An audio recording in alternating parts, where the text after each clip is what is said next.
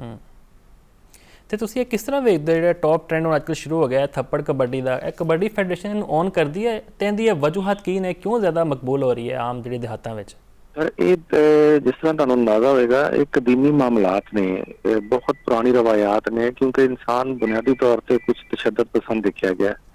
ਯਾਨੀ ਰਿਛ ਦੀ ਲੜਾਈ, ਸ਼ੇਰ ਦੀ ਲੜਾਈ, ਮੁਰਗੇ ਦੀ ਲੜਾਈ, ਕੁੱਤਿਆਂ ਦੀ ਲੜਾਈ, ਯਾਨੀ ਮਾਰ ਕੁਟਾਈ ਨੂੰ ਨਾ, ਇਹ ਬਹੁਤ ਪੁਰਾਣਾ ਸਿਲਸਿਲਾ ਚੱਲ ਰਿਹਾ ਹੈ। ਮੈਨ ਟੂ ਮੈਨ ਫਾਈਟਾਂ, ਸਟਰੀਟ ਫਾਈਟਾਂ ਅਮਰੀਕਾ ਦੇ ਵਿੱਚ ਵੀ, ਉਸ ਤੋਂ ਪਹਿਲੇ ਵੀ, ਤੇ ਉੱਥੋਂ ਇਹਦੀ ਬੁਨਿਆਦ ਚੱਲੀ ਹੈ ਜਿਹੜੀ ਅੱਜ ਤੱਕ ਚੱਲਦੀ ਆ ਰਹੀ ਹੈ।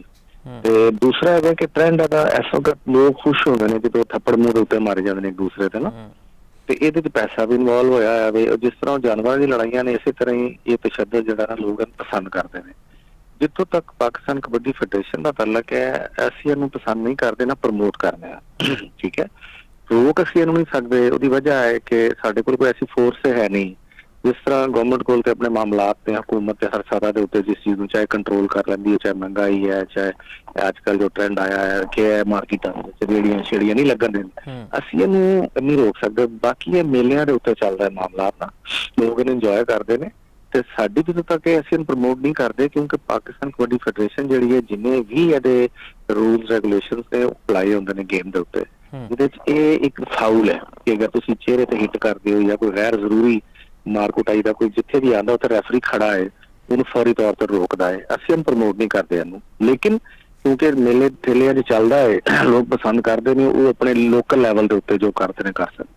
ਸਾਹਿਬ ਇਸ ਤਰ੍ਹਾਂ ਨਹੀਂ ਹੋ ਸਕਦਾ ਕਿ ਜਿਹੜੀ ਤੁਹਾਡੀ ਕੋਈ ਕਬੱਡੀ ਦੀ ਗਵਰਨਿੰਗ ਬੋਡੀ ਹੈ, ਕੋਈ ਖਤ ਲਿਖੇ ਵਜ਼ੀਰ ਆਜ਼ਮ ਨੂੰ ਜਾਂ ਕੋਈ ਪਾਰਲੀਮੈਂਟ 'ਚ ਮਾਮਲਾ ਲੈ ਕੇ ਜਾਏ ਕਿਸੇ ਅੰਦਾਜ਼ ਨਾਲ, ਤਾਂ ਕਿ ਜਿਹੜਾ ਅਸਲ ਸਾਡਾ ਖੇਡ ਹੈ, ਰਵਾਇਤੀ ਖੇਡ ਜਿਹਨੂੰ ਅਸੀਂ ਇੰਜੋਏ ਕਰਦੇ ਹਾਂ, ਅਸੀਂ ਕਈ ਵਾਰੀ ਵੀ ਵੱਡੀ ਟੀਮਾਂ ਈਰਾਨ ਨੂੰ ਵੀ ਹਰਾਇਆ, ਇੰਡੀਆ ਨੂੰ ਵੀ ਹਰਾਇਆ, ਤੇ ਇਹ ਜਿਹੜਾ ਥੱਪੜ ਕਬੱਡੀ ਨੂੰ ਰੋਕਣ ਵਾਸਤੇ ਕੁਝ ਤੁਸੀਂ ਕੋਈ ਖਤ ਨਹੀਂ ਲਿਖ ਸਕਦੇ ਇਸ ਤਰ੍ਹਾਂ ਹਕੂਮਤ ਨੂੰ ਵੀ?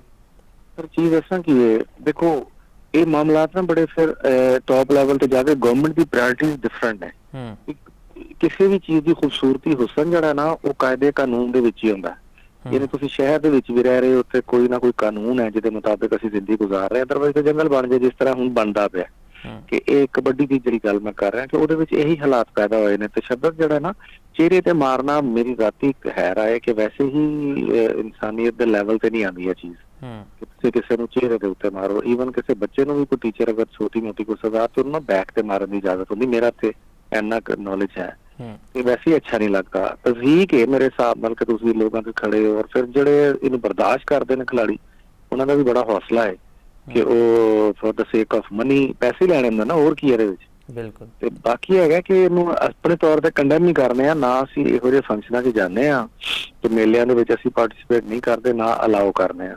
ਬਾਕੀ ਰਹਿ ਗਈ ਇਹ ਵਾਲੀ ਗੱਲ, ਤੇ ਤੁਹਾਡਾ ਨੁਕਤਾ ਜਿਹੜਾ ਅਸੀਂ ਇਹਨੂੰ ਮੈਂ ਆਪਣੇ ਹਾਊਸ ਦੇ ਵਿੱਚ ਰੱਖਾਂਗੇ ਤੇ ਗੱਲ ਕਰਕੇ ਦੇਖ ਲਾਂਗੇ ਕਿ ਅਸੀਂ ਇਹਨੂੰ ਸਰਕਾਰੀ ਸਤ੍ਹਾ ਤੇ ਰਿਕੁਐਸਟ ਕਰੀਏ ਗਵਰਨਮੈਂਟ ਨੂੰ ਕਿ ਸਾਰਾ। ਲੇਕਿਨ ਗਲੀਆਂ ਮਹੱਲਿਆਂ 'ਚ ਜਾ ਕੇ ਪਿੰਡਾਂ 'ਚ ਬੜਾ ਮੁਸ਼ਕਿਲ ਹੋ ਜਾਂਦਾ ਚੀਜ਼ ਨੂੰ ਕੰਟਰੋਲ ਕਰਨਾ।